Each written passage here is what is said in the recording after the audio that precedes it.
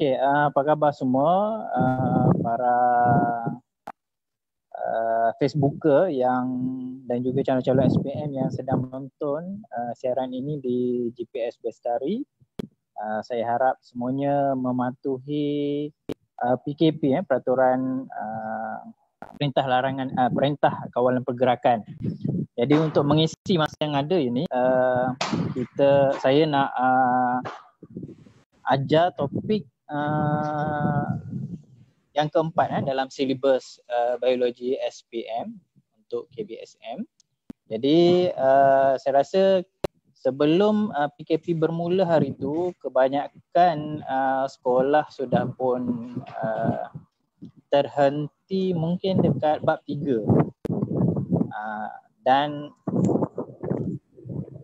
Dan ada yang dah pun masuk bab 3 semasa PKP ni. Jadi saya mengambil pilihan untuk lompat terus kepada bab 4, di mana untuk permulaan bab 4 ini dia tak ada cross dengan bab 3, walaupun ada sikit-sikit bahagian hormon dan sebagainya tu terlibat, tapi bukan dalam subtopik 4.1. Jadi tajuk kita hari ini adalah pembentukan gamet. Okay, daripada bab 4. Jadi asas kepada subtopik ini adalah pengetahuan yang dipelajari semasa tingkatan 4 dulu. Jadi sebelum kita mulakan dengan konten, dengan isinya, kita throwback dulu. Okey, kita throwback dulu pengetahuan asas pelajar-pelajar. Okey, yang pertamanya gambar yang pertama proses A, gambar yang kedua proses B. Boleh kenal pasti tak apakah yang terlibat? Apakah proses A dan juga apakah proses B? Okey. So ini yang kamu belajar semasa tingkatan 4 dahulu, bab 5. Okey, dalam bab ini kamu akan menggunakan semula pengetahuan iaitu proses A berkaitan dengan mitosis, di mana ciri asas mitosis adalah pembahagian sel yang menghasilkan sel anak yang sama dengan induknya dari segi genetik dan juga fizikal dia, bilangan kromosom dan sebagainya. Manakala proses B, kita tengok gambar tu ada persilangan antara kromosom homolog. Jadi proses B itu merujuk kepada proses meiosis. Okey. Kita punya hasil pembelajaran untuk subtopik ini ada 5 sebenarnya, dan saya rasa dengan masa yang ada kita mungkin takkan habiskan sampai kepada hasil pembelajaran yang kelima. Jadi hasil pembelajaran yang pertama adalah menerangkan keperluan organisma untuk membiak. Untuk apakah organisma-organisma yang ada di muka bumi ini nak membiak? Okey, yang kedua adalah nak menyatakan jenis pembiakan yang ada. Jenis pembiakan ni kamu dah pelajari kalau silibus KBSM dulu, dah belajar dalam bab 4 juga semasa tingkatan 3. Okey. Kemudian yang ketiga menerangkan keperluan pembentukan gamet. Okey. Dan yang keempat menghuraikan pembentukan sperma dan ovum dalam manusia. Jadi yang hasil pembelajaran yang keempat inilah yang panjang sikit lah. 1, 2 dan 3 tu pendek saja dia punya poin-poin dia. Dan akhir sekali membandingkan pembentukan sperma dan ovum. Kita nak bandingkan apa persamaan dan juga apa perbezaan antara sperma, pembentukan sperma dan juga ovum. Okey, so kita tengok yang pertama, hasil pembelajaran yang pertama menerangkan keperluan organisma untuk membiak. Okey, untuk apa organisma itu membiak? Okey, so ada 3 keperluan bagi organisma untuk membiak dan menghasilkan gamet. Yang pertamanya adalah untuk kemandirian spesies. Kemandirian ni kalau dalam bahasa Inggeris survival. Maksudnya untuk spesies tu kekal berada di muka bumi ni dia kena membiak. Jadi kena melalui proses pembentukan gamet untuk menghasilkan gamet. Okay, so dia boleh meneruskan survival. Maksudnya ada dia punya keturunan. Okay. Yang kedua adalah untuk meningkatkan jumlah spesies. Jadi jumlah sesuatu spesies tu sentiasa bertambah. Kalau berkurang dia akan jadi kepupusan lah. Okay.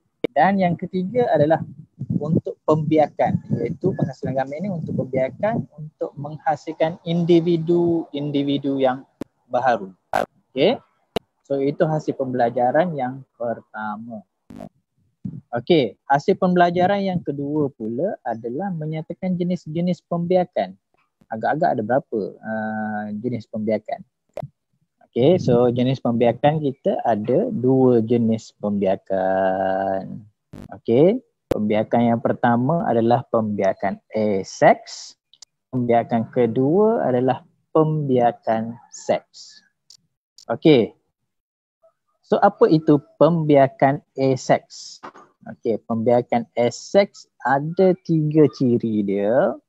Yang pertamanya, pembiakan asex hanya melibatkan satu induk saja dan dia tak melibatkan penghasilan gamet. Dia tak ada jantan, dia tak ada betina. Dia hanya melibatkan satu individu sahaja. Dia boleh membahagikan diri dia.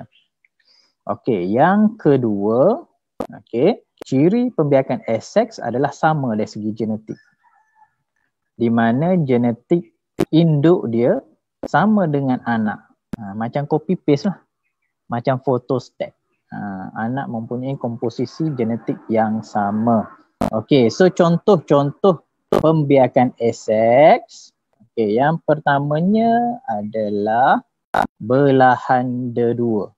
Okey, belahan dedua ni contoh bakteria, ameba dan juga paramecium. Jadi yang ini dia menggunakan aplikasi apa? Aplikasi mitosis yang telah dipelajari semasa tingkatan 4 dulu. Jadi ameba dah ada dalam bab 2 dan paramecium pun kamu dah belajar dalam bab 2 semasa tingkatan 4. Okey, jenis yang kedua, okey maafkan saya. Okey, jenis yang kedua adalah pertunasan. Okey, pertunasan. Contoh organisma yang menjalankan pertunasan adalah yeast dan juga hydra. Okey, kalau kita tengok gambar yeast tu, gambar hydra, di mana hydra dia tumbuh, dia punya tunas dia, akhir sekali dia makin panjang, yang ketiga, yang keempat tu dia akan putus daripada induk dia. So jadilah anak hydra. Okey, jenis yang ketiga adalah pembentukan spora. Pembentukan spora ni pun sejenis pembiakan asex. Okey, di mana dia melibatkan fungi. Fungi ni kumpulan cendawan lah. Contohnya cendawan tiram, kulapuk roti, cendawan yang ada pada roti tu, lumut dan juga pokok paku pakis.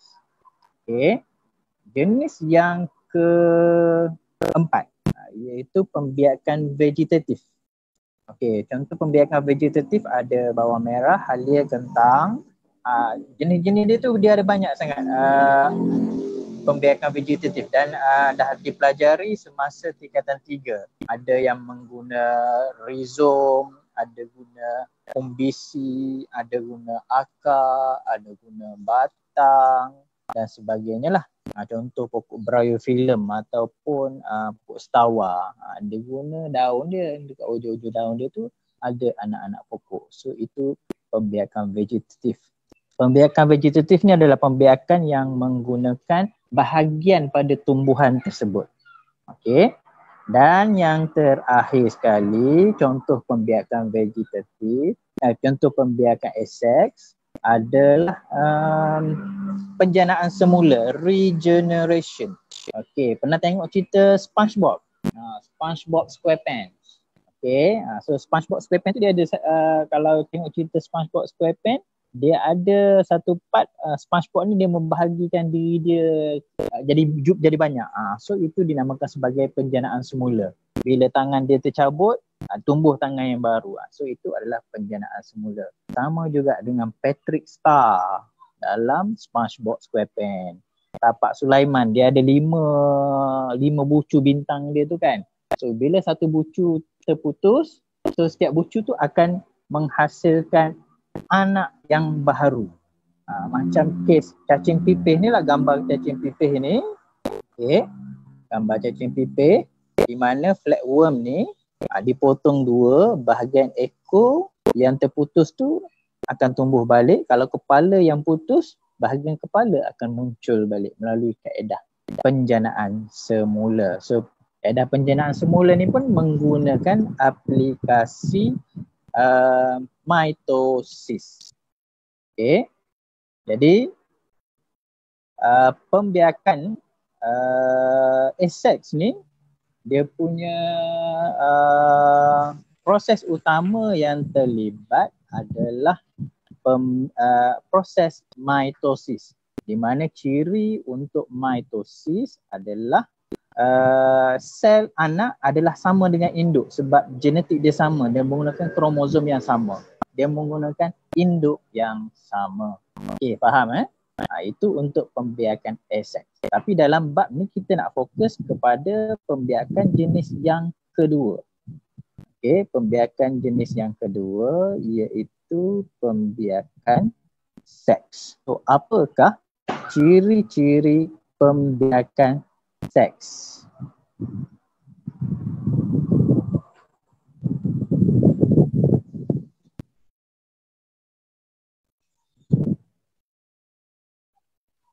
Okey, sekejap ya.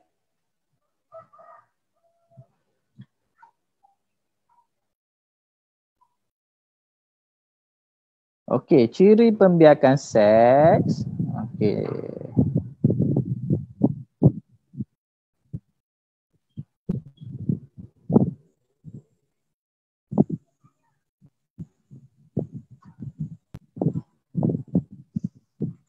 Okey,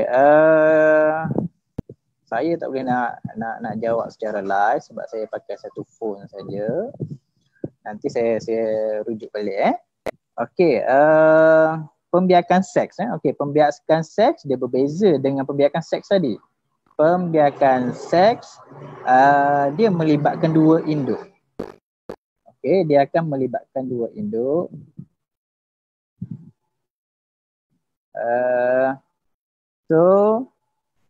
Kalau pembiakan aseks, dia melibatkan satu induk saja.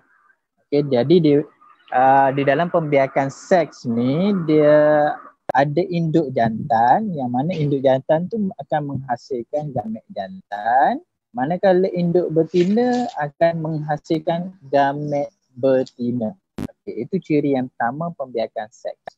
Okey, pembiakan seks juga bila dia ada induk jantan dan juga induk betina dan juga gamet jantan dan juga gamet betina.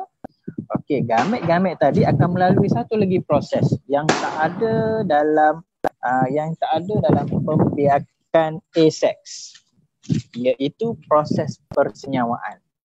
Okey, so apabila gamet jantan dan juga gamet betina bergabung melalui proses persenyawaan, ianya akan menghasilkan zigot dan akhirnya terlahirlah individu yang baru. Jadi individu baru yang dilahirkan ini berbeza dengan induk jantan dan juga induk betina. Dia tak sama macam aseks tadi. Kalau aseks tadi sebab dia hanya melibatkan satu induk, jadi dia sama dengan induk dia. Kalau pembiakan seks sebab dia melibatkan dua induk, jadi combination between male gamete and female gamete will produce new combination of DNA. Dia akan menghasilkan gabungan DNA yang berbeza. Jadi ciri yang ada pada anak nanti adalah hasil gabungan dua-dua DNA mak dan juga DNA ayah. Dan untuk menghasilkan gamet jantan dan juga gamet betina, induk-induk tadi akan melalui satu proses yang dinamakan sebagai proses pembentukan gamet. Pembentukan gamet ni istilahnya adalah gametogenesis. Genesis tu bermaksud pembentukan. Manakala gamet tu merujuk kepada gamet lah. Jadi gametogenesis adalah proses pembentukan gamet. Okay. Okay. So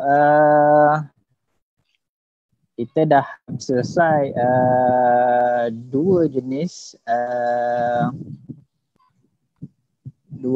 pembiakan, iaitu pembiakan seks dan juga pembiakan aseks. Okey, seterusnya kita nak masuk kepada proses pembentukan sperma dalam manusia, iaitu salah satu daripada gamet yang terhasil dalam pembiakan seks. Okey, jadi tajuk ni kita fokus kepada pembentukan manusia, pembentukan gamet dalam manusia. Okey, gamet jantan manusia dikenali dengan nama spermatozoon. Okey, kalau satu spermatozoon, kalau banyak spermatozoa, ataupun kita lebih kenal dengan nama sperma.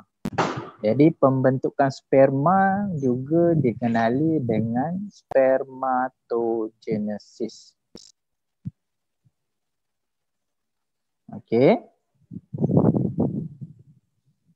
Okey, so sebelum kita terus dengan proses pembentukannya, kita kenali sistem pembiakan lelaki dahululah. Okey, di mana sistem pembiakan lelaki terdiri daripada beberapa bahagian. Kita ada vesicle semen, ada kelenjar prostat, ada ductus sperma, ada skrotum, ada testis, ada zakar dan juga ada uretra.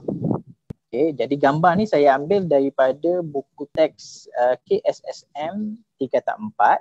Jadi tajuk ni pun akan dipelajari oleh pelajar-pelajar tingkatan 4 silibus KSSM, di mana tajuk ni adalah tajuk yang terakhir dalam bab yang ke-15.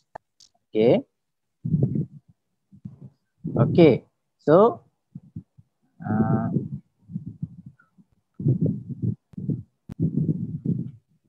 okay, so kita tengok dulu bahagian yang pertama. Okay, bahagian yang utama dalam proses penghasilan gamet jantan ini adalah testis.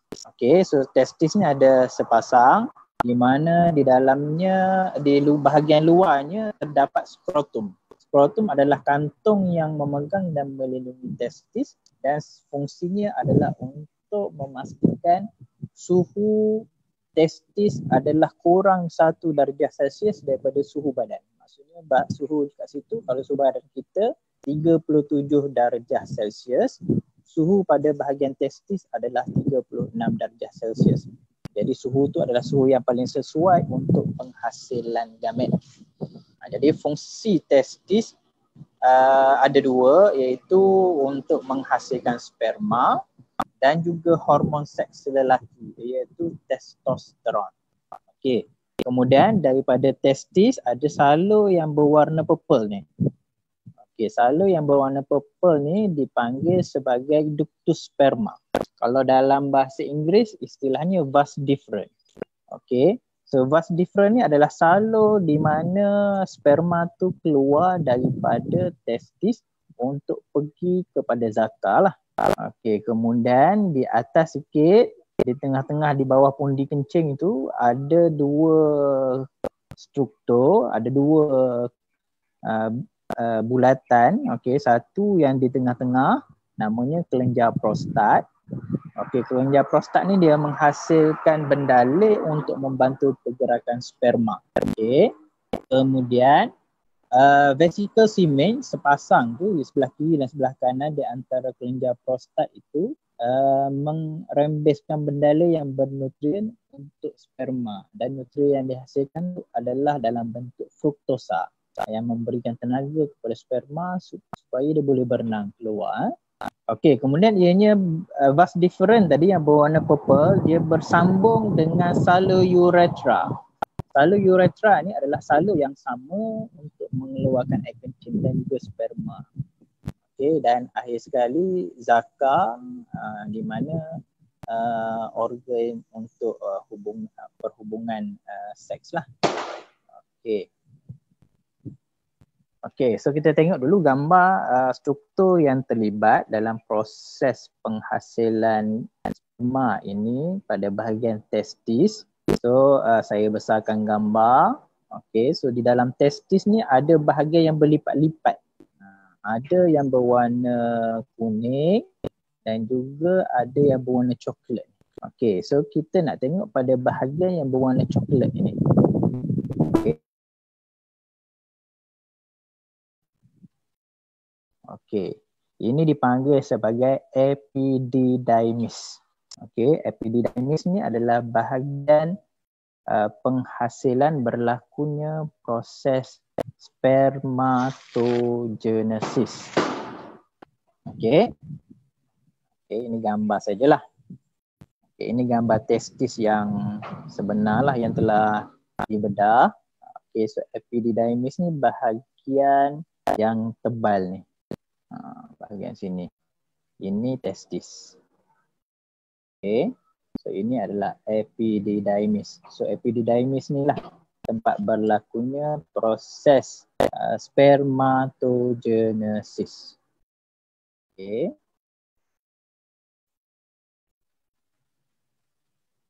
Okay, sekejap saya padam ni. Okay, so gambar ni pun saya ambil daripada buku teks KSSM. KSSM tingkatan 4 Biologi bab 15. Ini lebih jelas. Okay, so bahagian-bahagian keratan membujur pada testis. Okay, so yang berlipat-lipat semuanya adalah tubul seminiferus. Okay, so ini tubul seminiferus. Ini pun tubul seminiferus. Okay. Yang kat sini epididymis. Okay, so yang bahagian keluar ni ini adalah ductus sperma ataupun vas deferens. Okay, so di dalam proses spermatogenesis ini melibatkan hormon. Jadi jenis-jenis hormon tu kamu akan belajar kemudian. Okay, ada dalam bab 3 tu. Okay, proses spermatogenesis dirangsang oleh hormon perangsang folikel. So hormon perangsang folikel ni dihasilkan oleh pituitary gland. Okay, dan rembesan hormon testosteron juga dirangsang oleh hormon pelutinan. Yang kita nak fokus ni adalah pada bahagian ni lah. Kita nak fokus pada bahagian ini yang kotak warna hijau ni. Okey, di mana sel germa primordium akan menjalani pembahagian sel untuk menghasilkan sel sperma.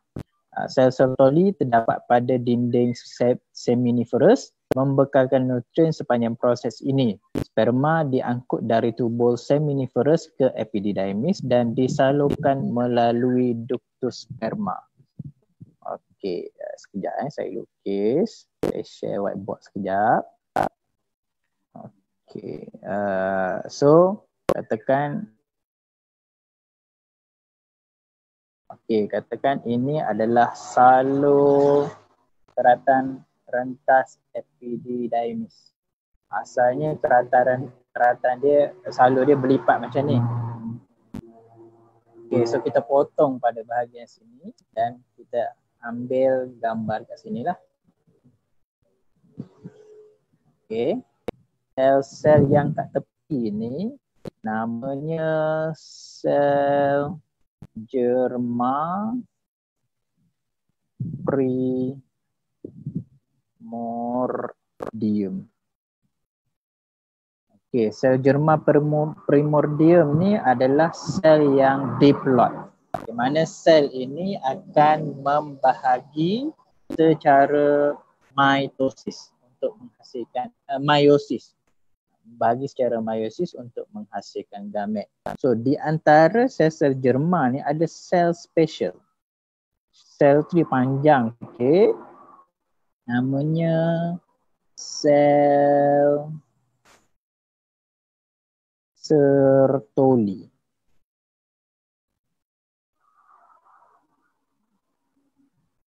Okey, sel Sertoli ni berfungsi membekalkan zat ataupun nutrien kepada sel-sel sperma untuk dia membesar sehingga bersedia untuk mensenyawakan ovum. Okey. So saya share lagi sekali saya punya PowerPoint tadi. Dalam tu ada gambar. Sekejap ya.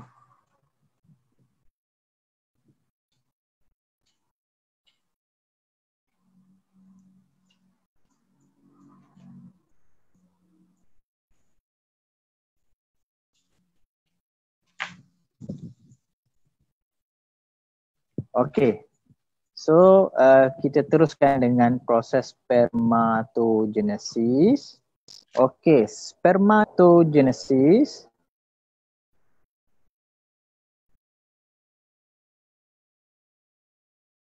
saya lukis balik sel.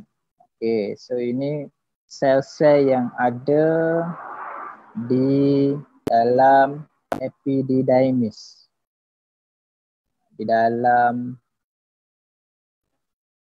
di dalam testis. Yang kecil-kecil ni, yang bulat-bulat kecil ni adalah sel germa primordium. Sel-sel sperma primordium. Yang panjang ni adalah sel Sertoli. Sel Sertoli tu adalah sel yang membekalkan nutrien kepada sel germa primordium untuk dia berkembang jadi sperma. Kita tengok fasa yang pertama. Bagi spermatogenesis dia berlaku sebelum akil balik. Maksudnya sebelum lelaki tu mencapai akil balik, proses tu berlaku. Contohnya usia untuk kanak-kanak lelaki mencapai akil balik adalah di antara 12 hingga 14 tahun. Jadi spermatogenesis ni akan bermula sebelum kali pertama dia mengeluarkan mani. Kalau istilah kita tu mimpi basah lah. So fasa yang pertama sebelum dia akil balik, sel-sel germa primordium akan menjalankan mitosis berulang-ulang kali, di mana setiap sel akan membahagi menghasilkan 2 sel anak. Setiap sel pula akan membahagi menghasilkan 2 lagi dalam bentuk janjang geometri. Dia akan jadi 2, 4, 8, 16, 32 dan seterusnya. Maksudnya jumlah tu akan bertambah. Jumlah sel-sel germa primordium. So selepas dia menjalankan proses pembahagian mitosis secara berulang kali, so sel-sel yang terhasil tu dinamakan sebagai spermatogonium. Sel-sel spermatogonium ini semuanya mempunyai bilangan kromosom diploid, sama macam sel germa primordium. Kemudian sel spermatogonium ini akan berkembang, dia akan tumbuh. Dia akan masuk kepada fasa perkembangan. So bila dia dah berkembang, namanya akan dipanggil sebagai spermatosit prima. Dia akan jadi spermatosit prima. Yang pertama sel germa primordium. Yang kedua dia jadi spermatogonium selepas dia menjalani mitosis banyak kali. So lepas dia menjalani mitosis dia akan growth. So bila dia grow, dia dah jadi matang, namanya spermatosit primer. So spermatosit primer ni bilangan kromosom dia adalah diploid. So bila dia berkembang dah jadi spermatosit primer. Dia dah jadi spermatosit primer. Setiap spermatosit primer pula akan mengalami proses meiosis 1. So dia menjalankan proses meiosis 1, dia membahagi secara meiosis 1. So dia akan menghasilkan 2 sel anak. 2 sel anak yang terhasil adalah haploid. Dan namanya kini adalah spermatosit sekunder.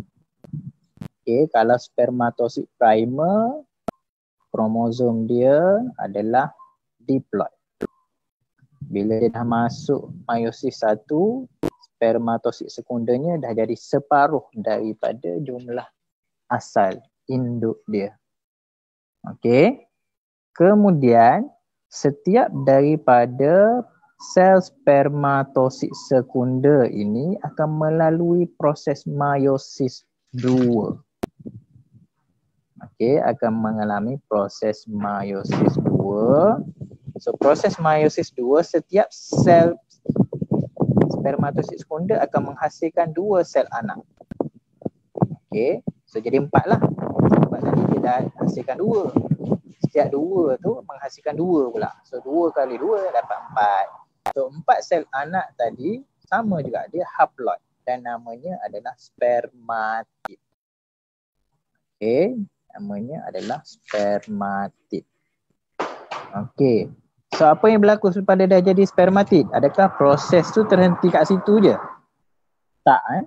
So proses tu akan berterusan lagi di mana setiap spermatosit sekunder tadi yang dah jadi spermatid tadi, okey, spermatid tadi, dia akan melalui proses pembezaan.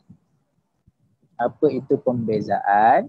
Pembezaan adalah proses di mana sel tersebut mengalami pengkhususan. Dia tukar bentuk dia. Okey. Akhirnya sel tadi akan tumbuh ekor. Maka jadilah sperma. Okey. So sperma tu nama ringkasan dia. Kalau nama betul dia ikut IC dia namanya adalah spermatozoon. Z-O-O-M. Okey, spermatozoon. Okey, kalau kita tengok dengan lebih jelas kat sinilah. Proses pembezaan yang berlaku pada spermatid. Okey. So spermatid tu akan mengubah suai, di mana yang terlibat adalah Golgi apparatus dan juga vesicle. So centriole akan mula membentuk ekor, dihasilkan mikrotubul. Okey. Mitokondria yang ada dalam sel tersebut akan berkumpul dekat bahagian leher. Okey, dia akan berkumpul dekat bahagian leher dan akhirnya dia membentuk 3 bahagian. So sperma ni ada 3 bahagian. Okey. So kat sini kita tengok bahagian-bahagian yang ada pada spermatozoon matang. So bahagian sperma dia ada 3 bahagian, 3 part. Bahagian kepala. Dia ada bahagian kepala, bahagian leher dan juga bahagian ekor. Okey, bahagian kepala sperma. Okey, bahagian kepala sperma terdapatnya 2 benda, iaitu yang pertama nukleus yang besar. Okey, so nukleus ini membawa maklumat genetik. Okey, maklumat genetik DNA lah. Okey, manakala akrosom pada bahagian depan kepala dia ni ada enzim. So enzim yang ada dalam akrosom ini digunakan untuk menembusi dinding ovum. Okey, manakala pada bahagian leher ni midpiece terdapatnya sejumlah mitokondrion.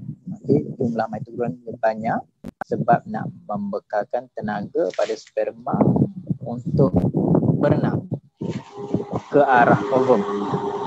Dan bahagian belakang sekali, bahagian ekor, okey, untuk digunakan untuk berenang ke arah ovum. Okey.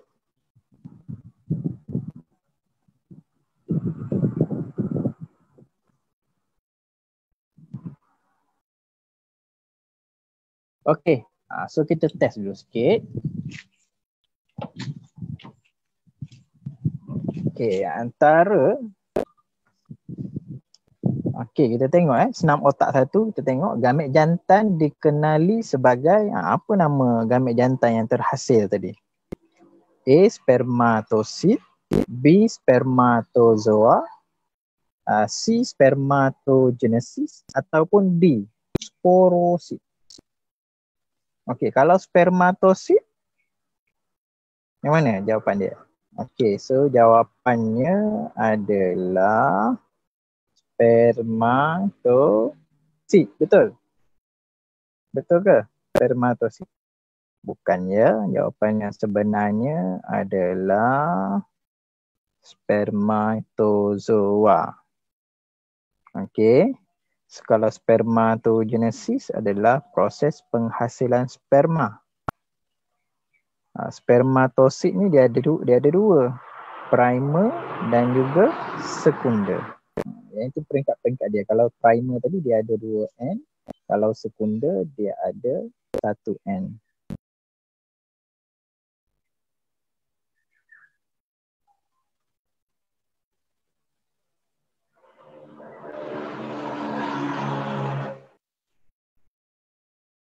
Okey, kita test satu lagi soalan. Okey, satu soalan lagi. Sebab masa pun rasanya macam tak berapa banyak dah. Okey, antara yang berikut, manakah turutan yang betul proses pembentukan sperma? A. Spermatogonium, B. Spermatosit, kemudian dia jadi spermatid, kemudian dia jadi sperma. Okey, B. Spermatosit, bermula jadi spermatosit, kemudian spermatogonium, lepas tu jadi spermatid dan akhirnya dia jadi sperma. C. Spermatid, spermatosit, spermatogonium dan juga sperma. Dan D. Spermatid, spermatogonium dan spermatosit, sperma. Okey. Okey, mana satu jawapan dia? Okey. So, akan bermula dengan A ke B jawapan dia? Okey, yang mana satu jawapan? A, B, C atau D? Kalau spermatid, okey. Okey. C dengan D lah. Okey, C dengan D. Okey, so spermatid C dengan D dah salah sebab dia dah memula dengan spermatid. Spermatid tu dia dah nak jadi sperma. Okey. Jadi jawapannya adalah A. Okey, spermatogonium, spermatosit, spermatid dan dia jadi sperma. Okey. So saya rasa kita hanya sempat sampai kepada spermatogenesis. Jadi untuk oogenesis tu dia panjang sikit lah. Jadi kita recap balik apa yang dah kita belajar tentang spermatogonium. Spermatogonium yang pertama, prosesnya berlaku di testis. Bahagian mana pada testis? Iaitu pada bahagian epididymis. Okey. Dan proses pembahagian tu melibatkan proses mitosis dulu, barulah meiosis. Sebab nanti dia akan berlawanan sikit proses tu dengan oogenesis. Jadi saya rasa sampai di sini sajalah dulu sesi pembelajaran study sampai jadi bersama dengan GPS Lestari.